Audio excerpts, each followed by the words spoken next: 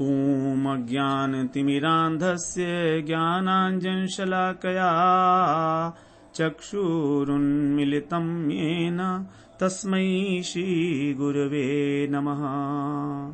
वन्देऽहं श्रीगुरो श्रीयुतपदकमलं श्रीगुरून् वैष्णवांश्च श्रीरूपं सागरजातं सहगण रघुनाथान्वितं तं सजीवं साद्वैतं सावधूतं परिजनसहितं कृष्णचैतन्यदेवं श्रीराधा कृष्णपादान् सहगण ललिता श्रीविशाखान्वितांश्च तमादिदेवं करुणानिधानं तमालवर्णं सुहितावतारम् अपार संसार समुद्र सेतुं भजामहे भागवत स्वरूपम्। हे देव हे दैत हे भुवनैक बंधो, हे कृष्ण हे चपल हे करुणैक सिंधो, हे नाथ हे रमण हे नयनाभिराम, हा हा कदानुभवितासि पदं दृशोर्मे। श्री कृष्ण चैतन्य प्रभो नित्यानंदा, श्री अद्वैत गदाधर शिवासादि गौर भक्त वृंद। हरे कृष्ण कृष्ण कृष्ण हरे हरे, हरे राम राम राम हरे हरे। हरे कृष्णा। सर्वप्रथम मैं अपने गुरुपाद पद्म ओम विष्णुपाद अष्टोत्तर शत श्री श्रीमद् भक्तिवेदांत माधव गोस्वामी महाराज के चरण कमलों में अनंत कोटि दंडवत प्रणाम ज्ञापन करता हूं। हम लोग श्रीमद् भागवत पुराण का श्रवण कर रहे हैं। कल हम लोगों ने श्रवण किया दूसरे स्कंध की भूमिका के विषय में। दूसरे स्कंध में साधन का विवरण दिया गया है, साधन लीला। पहला स्कंध था हमारा अधिकार लीला और ये दूसरा स्कंध है साधन लीला। जब अधिकार सिद्ध हो जाता है वक्ता का और श्रोता का कि हमको किसी बात को ग्रहण करने के लिए किस प्रकार का श्रोता होना चाहिए, क्योंकि जैसा हम उद्देश्य रखेंगे उसी प्रकार का हमें श्रोता होना पड़ेगा। तो परीक्षित महाराज जी जो हैं यहाँ पर वही सर्वश्रेष्ठ श्रोता हैं, क्योंकि वो कृष्ण प्रेम की प्राप्ति के लिए यत्नशील हैं, इसलिए भागवत का श्रवण कर रहे हैं। जबकि व्यास जी ने भागवत का श्रवण किया नारद जी से, लेकिन उसका कारण कृष्ण प्रेम की प्राप्ति नहीं था, उसका कारण था लोक कल्याण की भावना। तो व्यास जी को यहां पर, यद्यपि व्यास जी के द्वारा ही भागवत लिखी गई है, सब कुछ है, लेकिन अपने समझने के लिए व्यास जी को भी यहां पर सर्वश्रेष्ठ श्रोता नहीं बताया गया है, क्योंकि व्यास जी का उद्देश्य जो है कृष्ण प्रेम की प्राप्ति नहीं होकर उनका उद्देश्य है लोक कल्याण। अनेक प्रकार के शास्त्रों की रचना करके भी जब उन्हें शांति नहीं मिली, उन्हें लगा कि इनसे लोगों का आत्यंतिक कल्याण नहीं होगा, भगवान की प्राप्ति नहीं हो सकती। तब वो सरस्वती तट नदी के निकट आकर बैठ गए थे, सुस्त होकर खिन्न मन से। तब नारद जी ने उन्हें उपदेश दिया था कि आप भागवत की रचना करो। और जो सूत शौनक संवाद है प्रथम प्रकरण वाला, पहले 3 अध्याय में, वहां पर भी जो शौनक ऋषि हैं वो तो केवल यज्ञ को पूरा करने के लिए, क्योंकि यज्ञ के समय में जो खाली समय होता है उस समय में भागवत का श्रवण कर रहे थे एज ए रूटीन। यद्यपि भागवत श्रवण करने के बाद उनको कृष्ण के प्रति अनन्यता हो गई है, लेकिन उनका उद्देश्य नहीं था वो। तो इस प्रकार से परीक्षित महाराज ही सबसे उत्तम श्रोता और सुखदेव महाराज सबसे उत्तम वक्ता बताए गए हैं। तो वहां पर अधिकार सिद्ध होने के बाद हमें अब द्वितीय स्कंध में बता रहे हैं कि हमको साधन क्या करना है। तो साधन क्या है? श्रवण, जो परीक्षित महाराज ने किया। परीक्षित महाराज ने क्या कोई साधन किया? 7 दिन तक केवल श्रवण किया, लेकिन श्रवण ऐसा किया कि उसके साथ साथ मनन भी होता रहा। और मनन तभी होगा जब हमारा हृदय निर्मल है, जब वक्ता के प्रति श्रद्धा है। ये दो बातें तो हम लोगों ने पिछली चर्चा में इस विषय में डिटेल में बात की कि श्रवण तभी फलदायी होगा जब हमारे हृदय में श्रद्धा है और निष्कपटता है, प्रसन्नता है चित्त की, चित्त का प्रसन्न है, प्रसन्न मन से हम भागवत श्रवण करेंगे। यहां पर भागवत श्रवण करने में किसी प्रकार का आपको कोई आग्रह, कोई जबरदस्ती वाली बात नहीं है। देखिए, ये तो अपने मन की इच्छा है। बड़ी गहराई से हमारे हृदय के अंदर एक उत्कंठा हुई कि हम भगवत तत्व को जाने, हम भगवान की प्राप्ति करें, कृष्ण की। वो जिज्ञासा हमको यहां पर लेकर आई है। तो उस जिज्ञासा को अक्षुण्ण रखते हुए, उस उत्साह को रखते हुए हम लोग जब भागवत श्रवण करेंगे तो ऐसा नहीं हो सकता कि हमें कृष्ण प्रेम की प्राप्ति ना हो। प्रमाण है परीक्षित महाराज, प्रमाण है हमारे सामने, और हम लोग भी इसकी विस्तृत व्याख्या करने जा रहे हैं। ऐसा नहीं है कि हम 7 दिन में इसको खत्म करेंगे, हमारे को 7 साल भी लग सकते हैं, मालूम नहीं। जैसी भगवान की इच्छा होगी, गुरुदेव की इच्छा होगी, उतना करेंगे, जितना कर पाएंगे अपने इस जीवन में। यदि ये जीवन भी समाप्त हो जाए श्रवण करते करते तो क्या हार्म है। परीक्षित महाराज का जीवन ही तो पूरा हो गया कथा श्रवण करते करते। यही तो उद्देश्य है जीवन का। तो जब हम इस प्रकार से निष्कपट होकर श्रवण करते हैं श्रद्धा पूर्वक, तो अब हमारे संशय सब निवृत्त हो जाते हैं। विपरीत ज्ञान जो है उससे हमें मुक्ति मिलती है कि आप भक्ति की बातें क्यों करते हो, आप ज्ञान और योग कर्म की बातें क्यों नहीं करते। ये सब बातें बहुत कराए हैं हम लोग भगवत गीता में। अच्छी तरह से समझ आए हैं कि केवल एक ही साधन है, सर्वधर्मान परित्यज्य माम एकम शरणम व्रज, मेरी शरण में आ जा। यही है सर्वश्रेष्ठ भक्ति। तो इस विपरीत ज्ञान से बचने के लिए संशय का नाश करना आवश्यक है, और तभी हमारी जो चित्त वृत्ति है वो भगवताकार होती है, तभी वो भगवान की ओर धावित होती है। प्रवाह के रूप में हमारा चित्त द्रवित होकर भगवान की रूप गुण लीलाओं की ओर धावित होने लगेगा, और इस प्रकार का बोध हमें होगा, हमें अनुभव में आएगा। श्रवण करते करते ही हमारी चित्त वृत्ति किस प्रकार भगवताकार हो गई, किस प्रकार हमारे सारे विचार रीओरिएंट हो गए केवल भगवान की ओर, कृष्ण की ओर। तो इस बात का हम स्वयं सुनते सुनते अनुभव करेंगे जब हम अत्यंत एकाग्रता से इस बात को समझेंगे और श्रवण करेंगे। तो सुखदेव जी महाराज ने इस अध्याय में इसी बात का यहां पर वर्णन किया है। अब 10 अध्याय हैं इसमें। पहले 2 अध्याय के अंदर उन्होंने बताया, सुखदेव महाराज ने, कि हमें किस चीज को अपने ध्यान में लेना चाहिए, अपने संज्ञान में हम किस चीज को लें।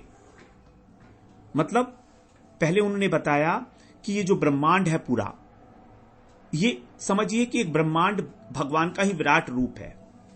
तो इस बात की धारणा करें, क्योंकि हमारी जड़ बुद्धि है, अभी हमारी जड़ बुद्धि भगवान के श्रीअंगों का ध्यान नहीं कर पाएगी इमीडिएटली। तो क्या किया उन्होंने कि हमारी जड़ बुद्धि इस बात को, इस जड़ ब्रह्मांड को धारण कर सकती है, क्योंकि ब्रह्मांड जड़ है। ब्रह्मांड का मतलब 4 भुवन, पाताल से लेकर और ब्रह्मलोक तक। तो इसको विराट रूप के अंदर मन के अंदर उसकी धारणा करनी है, और फिर उसी की सूक्ष्म रूप से धारणा करनी है। तो इस ब्रह्मांड के जो 2 रूप हैं, स्थूल और सूक्ष्म, उनके विषय में हमें धारणा करनी है। तो हम इसको कह सकते हैं प्रथम प्रकरण ध्यान प्रकरण। तो हमारा चौथा प्रकरण होगा, क्योंकि पहले 3 प्रकरण हम लोग श्रवण कराए हैं प्रथम स्कंध में। अब ये चौथा प्रकरण हम इसको नंबर 1 2 3 4 नहीं देंगे, यहां पर कंटिन्यूएशन में देंगे, जिससे कि हमें पूरा पता रहे कि हम भागवत में कितने प्रकरण हैं, and immediately we can go to that प्रकरण and later on listen about it. तो उसको हम लोगों को रिकॉर्ड के लिए फैसिलिटी हो जाएगी। तो ये हमारा होगा प्रकरण नंबर 4, अर्थात दूसरे स्कंध का पहला और दूसरा अध्याय, जिसको हम नाम रखेंगे ध्यान प्रकरण। अब ध्यान प्रकरण के बाद फिर तीसरे और चौथे अध्याय के अंदर इन दोनों अध्याय को हम लोग एक नाम देंगे और उसका नाम होगा हृत प्रसाद प्रकरण। हृत प्रसाद का मतलब है हमारे हृदय की प्रसन्नता, निर्मलता। हमारा हृदय निर्मल हो, हमारे हृदय में किसी प्रकार की कामनाएं ना हो, अन्य कामना भगवान के अतिरिक्त। तीसरा और चौथा ये हमारा प्रकरण नंबर हुआ 5, हृत प्रसाद प्रकरण। इसके अंदर भगवान ने दो बातें बताई हैं। तीसरे अध्याय में भगवान ने बताया, सुखदेव जी ने, भगवान नहीं सुखदेव जी कहेंगे, सुखदेव जी को भी भगवान कहा गया है, कि अनेक प्रकार की जो देवता हैं यदि हम उनकी उपासना करेंगे तो हमको क्या मिलेगा। ये उन्होंने बता दिया कि हम शिव जी की उपासना करेंगे, हम पार्वती जी की करेंगे, हम इंद्र की करेंगे तो हमें क्या क्या चीजें मिलेंगी। अब हमें तो वो चीजें नहीं चाहिए ना। तो इस प्रकार से हम उन देवताओं से ऊपर उठ सकते हैं, क्योंकि वो हमें दे ही नहीं सकते। यदि हम चाहें कि वो हमें कृष्ण प्रेम दे दें, भक्ति दे दें, तो वो नहीं दे सकते।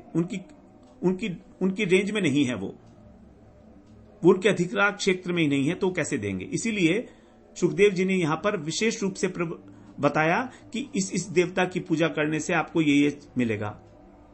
और फिर बाद में भक्ति की प्रधानता स्थापित की है, जिससे हमारा हृदय अब अन्य कामनाओं के साथ से रहित हो गया। और तभी फिर चौथे अध्याय के अंदर सुखदेव परीक्षित जी ने यह बात सुनकर उनसे प्रश्न किया है। तो तीसरा और चौथा अध्याय जो है इसको हम कहेंगे हृत प्रसाद प्रकरण। अर्थात वक्ता और श्रोता इन दोनों के अंदर हृदय की निर्मलता को किस प्रकार धारण करना चाहिए, क्योंकि जब हृदय निर्मल होगा तभी हमारे अंदर उस प्रकार के प्रश्न जागृत होंगे जो परीक्षित महाराज ने पूछे हैं चौथे अध्याय में। वो चौथे अध्याय के प्रश्न है सृष्टि विषयक, कि सृष्टि की रचना कैसे हुई। क्योंकि हमें जानना होगा सबसे पहले कि हम कौन हैं, हम कहां से आए हैं, तभी तो हम अपना प्रयोजन जो है फिक्स कर पाएंगे। सबसे पहले जब हम अपना फॉर्म भी भरते हैं कहीं एक एप्लीकेशन देने में, तो उसमें भरते हैं कि आप कौन हो, आप कहां के रहने वाले हो, आपके मां बाप का नाम क्या है। यद्यपि ये सारी बातें जरूरत नहीं है नौकरी करने के लिए, लेकिन आवश्यक हैं। तो हमें यह जानना चाहिए हमारे मां बाप कौन हैं, हम कहां से पैदा हुए हैं, हमारे शरीर कहां से पैदा हुआ है। तो सृष्टि विषयक प्रश्न परीक्षित जी ने पूछा है। तो तीसरा और चौथा अध्याय हमारा हो गया हृत प्रसाद प्रकरण। अब बाकी के जो 6 अध्याय बचे हमारे 5वें अध्याय से लेकर 10वें अध्याय तक, वहां पर है मनन। हमको क्या चिंतन करना है, किस प्रकार का श्रवण करने के बाद मनन किया जाता है, क्योंकि मनन और चिंतन नहीं होगा तो फिर प्राप्ति नहीं होगी। धुंधुकारी ने जब भागवत कथा सुनी थी तो उसने मनन किया था, इसीलिए उस मुक्त हो गया था। अन्य श्रोताओं ने मनन नहीं किया था, उनके लिए कोई विमान नहीं आया वैकुंठ से। लेकिन जब गोकर्ण जी ने दोबारा कथा की तो सब लोगों ने मनन किया और सबके लिए वैकुंठ धाम से विमान आया। तो भागवत कथा श्रवण तो सबने की थी, लेकिन मनन नहीं किया था। तो हमें किस प्रकार से मनन करना चाहिए फ्रॉम द वेरी बेसिक्स। देखिए, भागवत जो है एक ऐसा ग्रंथ है जो हमें मूल पर ले जा रहा है, जड़ पर ले जा रहा है, जड़ पर, कि हमें आरंभ कहां से करनी है अपनी सोच, किस बात के विषय में मनन करें और कैसे करें, दोनों बातें। तो ये मनन प्रक्रिया में जो हमारे 6 अध्याय हैं, इसको हम लोग सब डिवाइड करेंगे। तो ये हमारा होगा छठा प्रकरण। तो चौथा प्रकरण हो गया हमारा, चौथा प्रकरण हो गया हमारा चौथा और पांचवा, ये 2 प्रकरण है ना हमारे। तो चौथे प्रकरण को हमने लोगों ने रखा श्रवण प्रकरण, निर्मलता, हृत प्रसाद, ध्यान। चौथा वाला था हमारा ध्यान प्रकरण, श्रवण तो नहीं, ध्यान। तो ध्यान प्रकरण, उसके बाद फिर हृत प्रसाद प्रकरण, और तीसरा है मनन प्रकरण। अब मनन प्रकरण को हमने फिर 2 पार्ट्स में डिवाइड किया है कि मनन जो है वो किस किस प्रकार से करना है। तो पहला मनन जो करना है वो उत्पत्ति के विषय में, सृष्टि की उत्पत्ति कैसे हुई ये मनन करना है। तो पहला प्रकरण है उत्पत्ति। मनन के अंदर पहले 3 अध्याय होंगे, उत्पत्ति के द्वारा मनन करना है, और बाद का होगा फिर उपपत्ति के द्वारा अंतिम 3 अध्याय। तो ये हमारे हो गए 4, 5 और 6A एंड 6B। 6A हो गया हमारा उत्पत्ति के द्वारा मनन करना। उत्पत्ति के द्वारा मनन नहीं, मनन प्रकरण ही रखेंगे, लेकिन ब्रैकेट में उस पर लिख देंगे है सृष्टि की उत्पत्ति, सृष्टि की उत्पत्ति। और 6B हमारा हो जाएगा मनन, और फिर ब्रैकेट में हो जाएगा उपपत्ति। बस इतना ही काफी है, उपपत्ति। इसका अर्थ अभी समझ लेते हैं। तो तीसरे अध्याय का जो उत्पत्ति है, उत्पत्ति का मतलब है सृष्टि की उत्पत्ति कैसे हुई।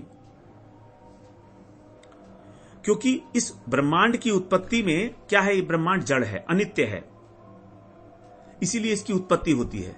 भगवान की उत्पत्ति नहीं होती है। तो किस प्रकार से इस जड़ जगत की उत्पत्ति हुई, और आत्मा क्या है, आत्मा तो नित्य है, आत्मा तो चिन्मय वस्तु है। तो वो उत्पन्न नहीं होती, बल्कि वो प्रकट होती है। तो उत्पत्ति 3 प्रकार की होती है। जगत के पदार्थ उत्पन्न होते हैं, नंबर 1, जो जड़ पदार्थ हैं। नंबर 2, उन पदार्थों के साथ जो जीव है उसका संयोग होता है, आत्मा का। जैसे हमारा शरीर उत्पन्न हुआ है प्रकृति के तत्वों से। अब उसके बाद क्या हुआ, हमारी जो आत्मा थी उसका इस शरीर के साथ संयोग हुआ। ये संयोग तो हुआ, लेकिन है पृथक पृथक, दोनों एक दूसरे में मिले नहीं हैं, अलग अलग हैं, लेकिन संयोग हुआ। और तीसरा है कि भगवान भी कभी कभी समय समय पर आविर्भूत होते हैं। तो इसके अंदर ये 3 बातें आएंगी।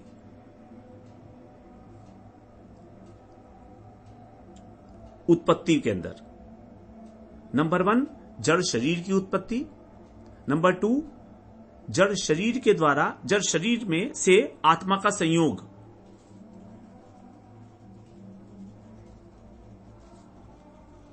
और नंबर 3 भगवान का आविर्भाव।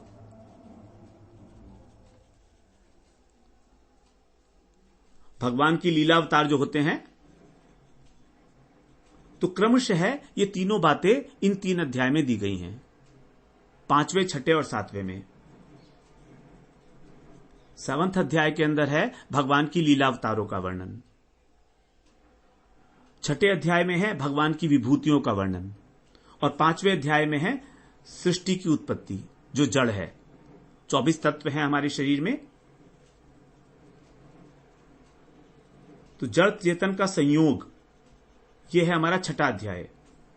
और 7वां अध्याय है भगवान के लीला अवतार, अर्थात भगवान का आविर्भाव। उसी प्रकार से फिर हमारा जो 6B है, मनन और उपपत्ति के द्वारा। तो उपपत्ति का मतलब होता है युक्ति, लॉजिक। ये लॉजिक जो है, ये भी बिना लॉजिक के हम लोग ये नहीं जान पाएंगे कि वास्तविक वस्तु क्या है। बिना लॉजिक के हम ये नहीं जान पाएंगे कि इस संसार की मूल में क्या है, और वो है केवल भगवान। तो जब हम इस बात को समझेंगे युक्ति के द्वारा, तब हम उस प्रकार से मनन करेंगे।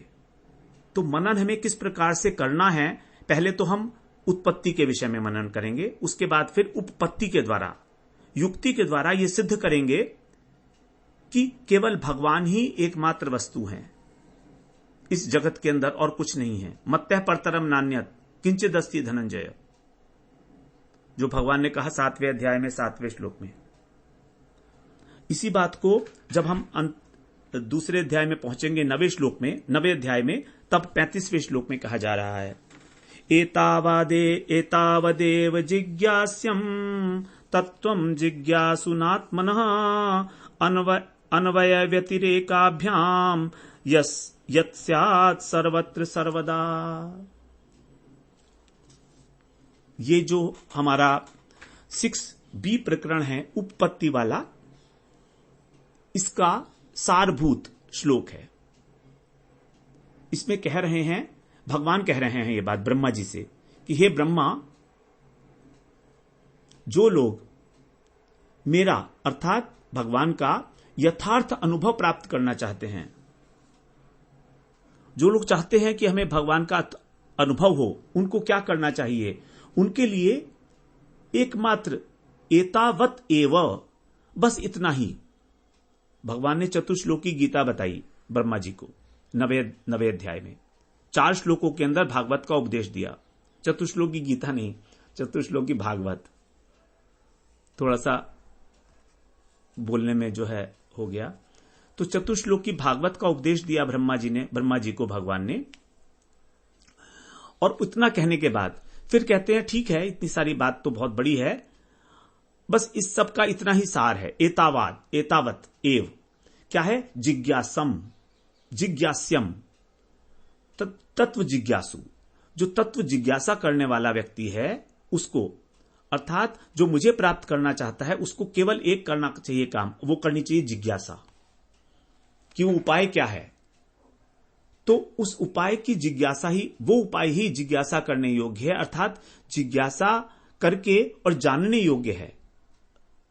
वो पदार्थ कैसा होना चाहिए? उपाय अन्वय व्यतिरेकाभ्याम, कि अन्वय के अनुसार अथवा व्यतिरेक के अनुसार, अथवा विधि के अनुसार अथवा निषेध के अनुसार, और यत् स्यात् सर्वत्र सर्वदा, जो हमेशा और हर जगह पर एप्लीकेबल हो, संभव हो सके।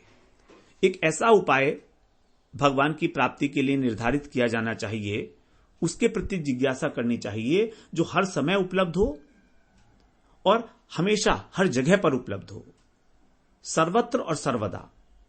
तो 3 यहां पर उस उपाय के लिए तरीके बताए गए। विधि और निषेध इसके अनुसार हो, हर समय मिले और हमेशा मिले, और हर जगह पर उपलब्ध हो। तो विधि निषेध दोनों जो है हमें इसमें देखने हैं। विधि क्या है? मतलब कि क्या चीज करनी चाहिए, और निषेध का मतलब हो गया कि क्या चीज हमें नहीं करनी चाहिए। अन्वय और व्यतिरेक रीति, और भक्ति के संबंध में ही ये अन्वय और व्यतिरेक रीति है। अन्वय का मतलब है कि क्या भक्ति करने से निश्चित रूप से भगवान की प्राप्ति हो जाएगी? ऐसा कोई शास्त्रीय प्रमाण है कि नहीं है? ये बात प्रूव करना अन्वय रीति से, और व्यतिरेक रीति से यह बात प्रूव करना कि क्या कोई ऐसा प्रमाण भी है, शास्त्रीय प्रमाण, कि भक्ति के बिना कभी भगवत प्राप्ति किसी को हुई हो? यह व्यतिरेक रीति है। अन्वय और व्यतिरेक रीति को एक बार दोबारा से रेखांकित कर रहा हूं, उसको आप श्रवण कर लीजिए कि क्या कोई ऐसा प्रमाण है, क्या कोई ऐसा उदाहरण है इस जगत के अंदर कि केवल भक्ति से ही भगवान की प्राप्ति हुई हो? यह अन्वय रीति है। और व्यतिरेक रीति, क्या कोई ऐसा उदाहरण है, शास्त्रीय प्रमाण, कि बिना भक्ति के ही भगवान की प्राप्ति हो गई हो? यह है अन्वय और व्यतिरेक रीति। फिर दूसरा, क्या यह भक्ति जो है जिसके विषय में बात करी जा रही है, क्या यह साधन हर समय संपन्न हो सकता है? Any time, 24 hours? क्या हर स्थान पर इस भक्ति का अनुष्ठान करना संभव है? सभी स्थानों में, मतलब सभी स्थानों में स्थान का मतलब यहां पर अवस्था भी ले सकते हैं। तो चाहे हम लोग भारतवर्ष में हों, चाहे हम लोग भारतवर्ष से बाहर हों, चाहे हम लोग स्वर्ग में हों, चाहे हम लोग नरक में हों, ये तो स्थान हो गए। और अगर हम अवस्था लेंगे तो चाहे गर्भ में हो बच्चा, चाहे बालक हो, चाहे युवा हो, चाहे वृद्ध हो, क्या उस समय भी भक्ति हो सकती है? गर्भावस्था में भी क्या भक्ति हो सकती है? यह हो गया सर्वत्र। सर्वकाल का मतलब कि क्या इस सृष्टि के आदि में भी भक्ति होती थी जब सृष्टि नहीं थी?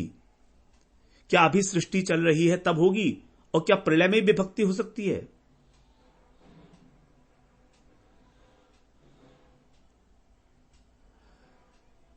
और दूसरा, इसको ऐसे भी समझ सकते हैं कि क्या इस भक्ति के द्वारा सब प्रकार के फल मिल जाएंगे? चाहे किसी को संसार चाहिए, किसी को मोक्ष चाहिए, किसी को भगवत प्रेम चाहिए, और कोई बिल्कुल ही निष्काम है, तो क्या उसको भी अपने अपने फल की प्राप्ति हो जाएगी? सर्वफल प्राप्ति। तो सर्वफल प्राप्ति, सर्वकाल और सर्वावस्था और सर्वस्थान, और दूसरे, क्या सभी द्रव्यों के द्वारा भक्ति हो जाएगी? हमारे पास कुछ पदार्थ नहीं है भगवान को अर्पण करने के लिए ज्यादा, तो क्या पत्र पुष्प फल इत्यादि से भी भक्ति हो सकती है? क्योंकि पत्र तो हर जगह अवेलेबल हैं, पुष्प तो हर जगह मिल जाएंगे, फल फूल तो मिल जाएंगे, और कुछ नहीं तो पानी तो मिल ही जाएगा, जल तो मिलेगा ही। तो क्या जल से भी भक्ति हो सकती है केवल जल अर्पण करने से? क्या सभी इंद्रियों के द्वारा भक्ति की जा सकती है? आंख से, नाक से, मन से, कान से, इनसे भक्ति की जा सकती है सभी इंद्रियों के द्वारा? क्या भक्ति के अंदर सभी लोगों का अधिकार है? चाहे शूद्र हो, चाहे नीच हो, चाहे पापी हो, चाहे पशु हो, चाहे पक्षी हो, चाहे वृक्ष हो, ये सारी बातें जिस साधन से सिद्ध हो जाती है, अर्थात जो साधन इन सब कंडीशंस को फुलफिल करता हो, उस तत्व के विषय में जिज्ञासा करो। वो जिज्ञासा करने योग्य है और जिज्ञासा करके जानने योग्य है। बड़ी सूक्ष्म बात है। देखिए भक्ति जो है, पत्रम पुष्पम फलम तोयम, भगवान ने कहा है। भगवान ने कहा है सभी इंद्रियों को मेरे अंदर लगाओ, क्योंकि भगवान ऋषिकेश हैं। अम्बरीश महाराज ने अपनी सभी इंद्रियों को भगवान की सेवा में नियुक्त किया हुआ था। हम भागवत में पढ़ेंगे आगे। सभी प्रकार की क्रियाओं से भी भक्ति हो सकती है। श्रवण करने से, पठन पाठन करने से, मनन करने से, ध्यान करने से, यहां तक कि अनुमोदन करने से भी भक्ति हो जाती है। यदि कोई व्यक्ति मान लीजिए भागवत कथा अटेंड करना चाह रहा है और आपने उसका अनुमोदन कर दिया कि हाँ बहुत अच्छा है, बहुत अच्छा है, तुम जाओ भागवत करो, भागवत अटेंड करो, और मैं नहीं आ पा रहा हूं क्योंकि मैं बहुत व्यस्त हूं, लेकिन तुम तो करो। तो उसने क्या किया? बेचारा वो खुद नहीं जा पा रहा भागवत सुनने के लिए, उसके पास समय नहीं है, लेकिन किसी और को एनकरेज कर रहा है। तो ये भी भक्ति का एक अंग है। इससे भी भक्ति जो है वो सिद्ध हो जाएगी, अनुमोदन करने मात्र से।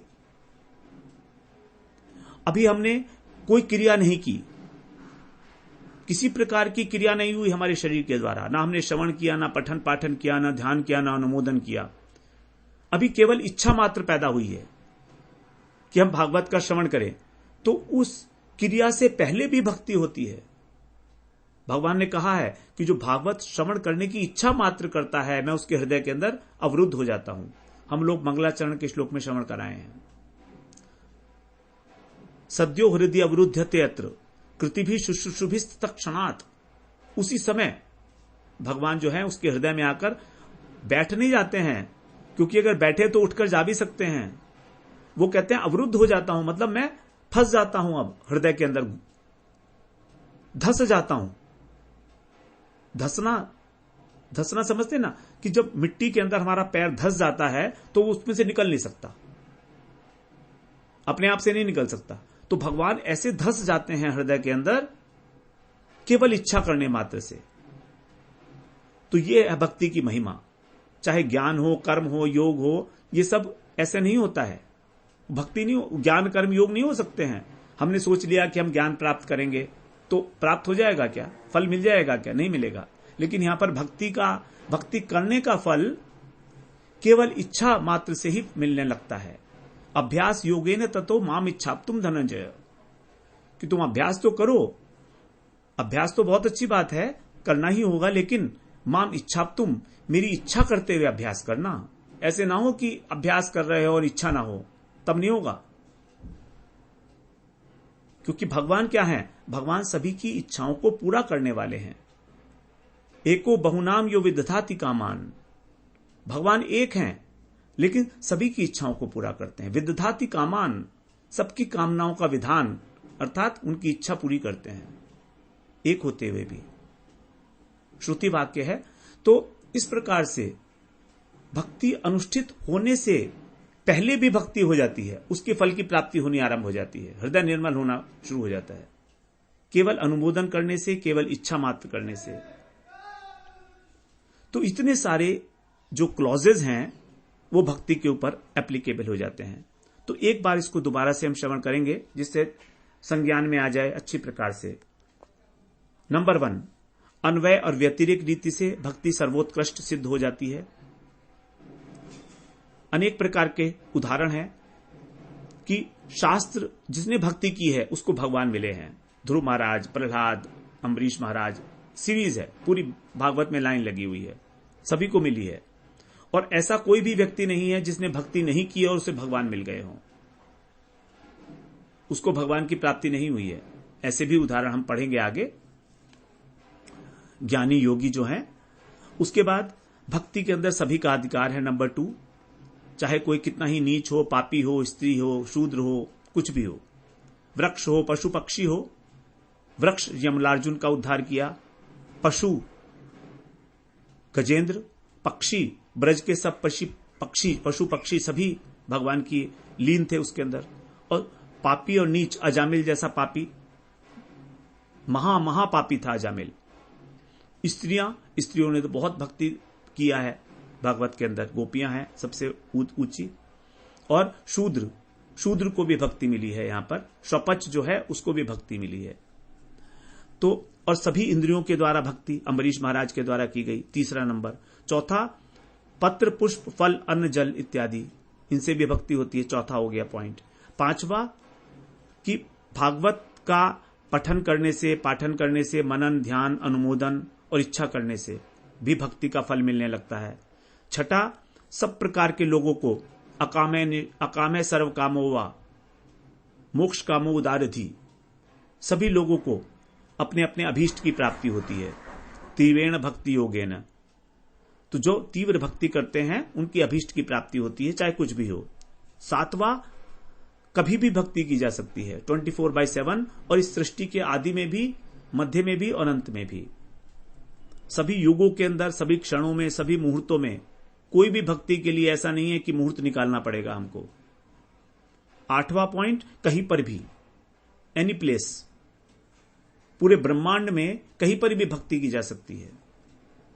और 9वां, सभी अवस्थाओं में की जा सकती है, चाहे गर्भावस्था हो, चाहे यौवन हो, चाहे बाल्यकाल हो, चाहे प्रौढ़ावस्था हो, चाहे वृद्धावस्था हो।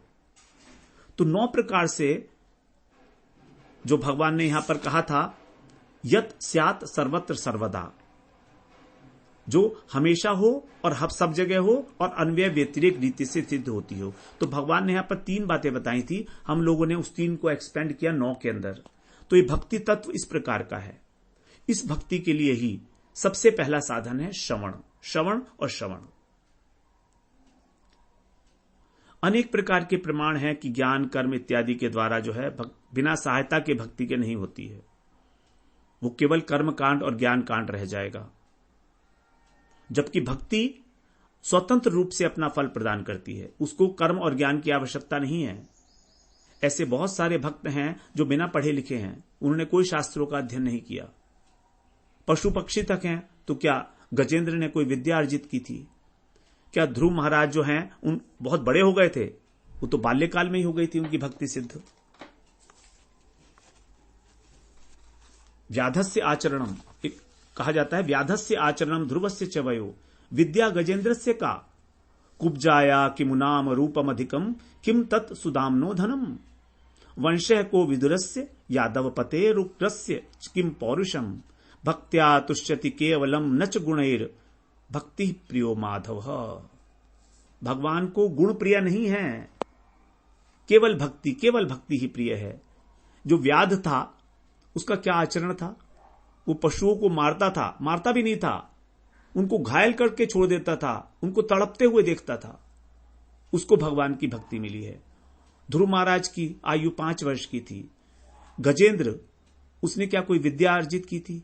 क्या किसी प्रकार का कोई शास्त्रीय अनुशीलन किया था? क्या वेदों के अंदर उसने महारत हासिल की थी? कुब्जा अत्यंत बदसूरत थी और नाम भी क्या है? कुब्जा, कुबड़ी। तो किमु नाम भी क्या है और रूप भी क्या था उसका? कुछ भी नहीं था रूप। किम तत् सुदामनो धनम, और सुदामा जी क्या बहुत धनी व्यक्ति थे? महागरीब थे। वंशय को विदुरस्य, विदुर जी उनका क्या वंश था? शूद्र वंश बताया जाता है, क्योंकि दासी पुत्र थे। और उग्रस्य, जो यादव के पति राजा हैं, मथुरा के जो राजा थे उग्रसेन महाराज, उनमें क्या पौरुष था? कंस ने उनको जेल में डाल दिया था। क्या उनमें बलवान था? भक्त्या तुष्यति केवलम नच गुणैर भक्ति प्रियो माधव। इस प्रकार उस माधव को, हमारे भगवान को केवल भक्ति ही प्रिय है, न कि किसी प्रकार का कोई गुण। तो इस प्रकार से भक्ति ही सब प्रकार से सिद्ध होती है। हमारी एकमात्र साधन यही है। साधन भक्ति ही साधन है, और उस साधन का आरंभ होगा श्रवण से। तो यही हमको कृष्ण प्रेम प्राप्त कराती है। भक्ति वशय पुरुषो भक्ति रेव भूयसी। भगवान को वश में करने वाली है भक्ति, इसीलिए उसको कहा गया है भूयसी, माने सर्वोत्कृष्ट वस्तु है। ये भक्ति की महिमा है। भक्ति ही हमको भगवान के चरणों पर ले जाती है। भक्ति रेव नयनम नयति, भक्ति रेव नयनम दर्शयति। भगवान के चरणों में ले जाती है, उनका दर्शन कराती है, क्योंकि वो इसी के वश में होते हैं। और वश में क्यों होते हैं? क्योंकि भक्ति रानी भगवान की प्रिया है, परमानंद मूर्ति है, चिन्मय है। तो अपनी प्रिया के वश में होना कोई गलत बात नहीं होती है। ये तो भगवान की जो है भक्त वत्सलता इसीलिए तो सिद्ध होती है, भक्ति के कारण ही। तो इस प्रकार अन्य सारी साधन, ज्ञान कर्म इत्यादि, वो विलुप्त हो जाते हैं जब उनकी प्राप्ति हो जाती है। मोक्ष की प्राप्ति के बाद ज्ञान का साधन नहीं किया जाता, लेकिन भक्ति नित्य है। भगवान का प्रेम प्राप्त करके भी भक्ति की जाती है। भगवान के नाम गुण लीला का चिंतन किया जाता है। गोपियां, उनको भक्ति थी उनके अंदर, तो भी वो भगवान की लीलाओं का चिंतन कर रही हैं, गान कर रही हैं। तो भक्ति कभी लुप्त नहीं होती है। तो इसीलिए इस एकमात्र भक्ति तत्व को जानने के लिए ही गुरुदेव से जिज्ञासा करनी चाहिए। तस्मात् गुरुम प्रपद्यते जिज्ञासु श्रेय उत्तमम। अपना उत्तम कल्याण किस प्रकार होगा? भक्ति के द्वारा। और उसी को जानने के लिए हमें गुरुदेव की शरण लेकर और गुरुदेव से जिज्ञासा करनी चाहिए। जिज्ञास्यम तत्वम, उस तत्व की जिज्ञासा करे। तो इस प्रकार यहां पर दूसरे स्कंध में हमारे 3 प्रकरण बने। ध्यान प्रकरण पहले 2 अध्याय, फिर उसके बाद हमारा हृत प्रसाद प्रकरण 3रा और 4था अध्याय, और मनन प्रकरण में पहले 3 सृष्टि की उत्पत्ति और बाद के जो 3 हैं वो उपपत्ति। मनन प्रकरण के अंदर 6a और 6b इस प्रकार से। तो हमने आज भूमिका इसकी श्रवण की है, और अब हम कल से दूसरे स्कंध के प्रथम अध्याय में फिर प्रवेश करेंगे। वांछा कल्पतरुभ्यश्च कृपा सिंधुभ्यैव च पतितानां पावनेभ्यो वैष्णवेभ्यो नमो नमः।